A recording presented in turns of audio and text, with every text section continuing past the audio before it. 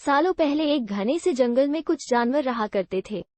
उनमें से एक शेर था और उसकी सेवा में हरदम लोमड़ी, भेड़िया, चीता और चील रहते थे। लोमड़ी को शेर ने अपनी सेक्रेटरी, चीता को अपना अंगरक्षक और भेड़िए को अपना गृहमंत्री बना रखा था। इनके अलावा चीता दूर दूर की सारी खबरें लाकर शेर को देता था, यानी वो खबरी का काम करता था। इन चारों को भले ही शेर ने अच्छे अच्छे पद दे रखे थे, लेकिन दूसरे जानवर इन्हें चापलूस मंडली कहते थे। सबको पता था कि चारों कोई काम करे चाहे न करे, लेकिन शेर की चापलूसी खूब अच्छे से करते हैं। रोजाना चारों जानवर शेर की बड़ाई में कुछ शब्द कह देते थे, जिससे वो खुश हो जाता था। इन सबके चलते जैसे ही शेर शिकार करता था, तो अपना पेट भरने तक खाने के बाद वो अपने चारों खास पद में बैठे जानवरों को बाकी का हिस्सा दे देता था। इसी तरह लोमड़ी, भेड़िया, चीता और चील की जिंदगी बड़े ही आराम से कट रही थी। एक दिन खबरी चील ने अपने चापलूस दोस्तों को आकर बताया कि काफी देर से सड़क के पास में ही एक ऊंट बैठा हुआ है। भेड़िया ने सुनते ही पूछा कि क्या वो अपने काफिले वालों से बिछड़ गया है। चीते ने इस सवाल को सुनते ही कहा कि चाहे जो भी हो, हम उसका शिकार करवा देते हैं शेर से। उसके बाद कई दिनों तक आराम से उसे खाएंगे। इस बात को सहमति देते हुए लोमड़ी ने कहा कि ठीक है, मैं जाकर राजा से यह बात करती हूँ। इतना कहकर सीधे लोमड़ी शेर के पास पहुंची और बड़े ही प्यार से बोली, महाराज, हमारा दूत खबर लेकर आया है कि एक ऊंट हमारे इलाके में आकर सड़क के किनारे में बैठा हुआ है। मुझे किसी ने बताया था कि मनुष्य जिन जानवरों को पालते हैं उनका स्वाद काफी अच्छा होता है, एकदम राजाओं के खाने के लायक।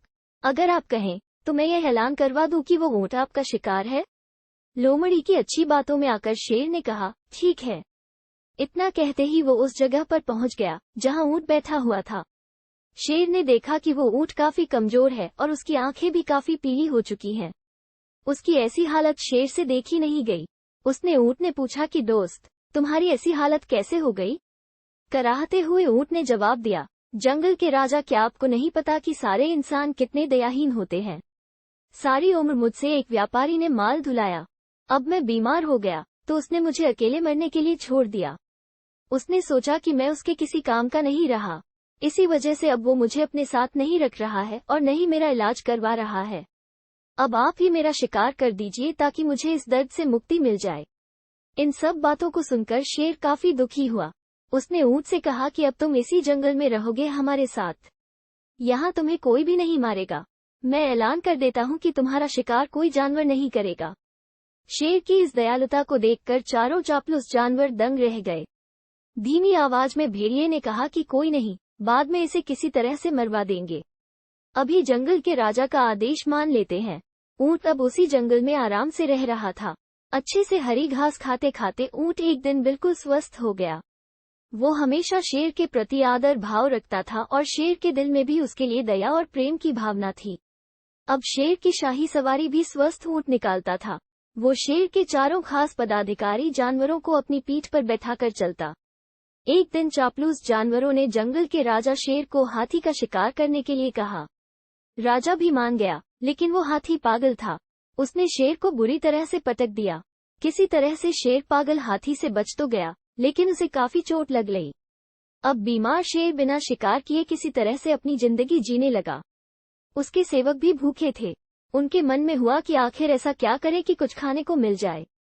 फिर उनका ध्यान हटे कट्टे हो चुके ऊंट पर गया। सबने मिलकर एक तरकीब सोची और राजा के पास चले गए। सबसे पहले भेड़िए ने कहा कि महाराज, आप कितने दिनों तक भूखे रहेंगे?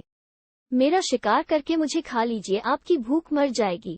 फिर चील कहने लगी कि राजा साहब, भेड़िए का मांस खाने लायक नहीं होता है, आप मुझे खा लीजिए। चील को पीछे धकेलते हुए लोमड़ी बोली, तुम्हारा मांस इनके दांतों में ही लगकर रह जाएगा, आप इसे छोड़िए, मुझे खा लीजिए। एकदम से फिर चिता बोला कि इसके शरीर में आपको सिर्फ बाल ही मिलेंगे, आप मुझे खाकर अपनी भूख मिटा लीजिए। ये सब उन चापलूस जानवरों का नाटक था जिसे ऊंट नहीं समझ पाया। उसने भी एकदम से कहा कि महाराज, मेरी जिंदगी तो आपकी ही दी हुई है, आप इस तरह से भूखे क्यों रहेंगे? आप मुझे मारकर खा लीजिए। चारों चापलूस जानवरों को इसी बात का इंतजार था। उन्होंने एकदम कहा कि ठीक है महाराज, आप ऊंट को ही खा लीजिए। अब तो ये खुद ही कह रहा है कि मुझे खा लो और इसके शरीर में मांस भी काफी ज्यादा है। अगर आपकी तबीयत ठीक नहीं लग रही है तो इसका शिकार हम कर देते हैं। इतना कहते ही चीते और भेड़िए ने मिलकर एक साथ ऊंट पर हमला कर दिया। कुछ ही देर में ऊंट की मौत हो गई। कहानी से सीख, अपने आसपास चापलूस लोगों को नहीं रखना चाहिए। वो हमेशा अपने फायदे की ही सोचते हैं।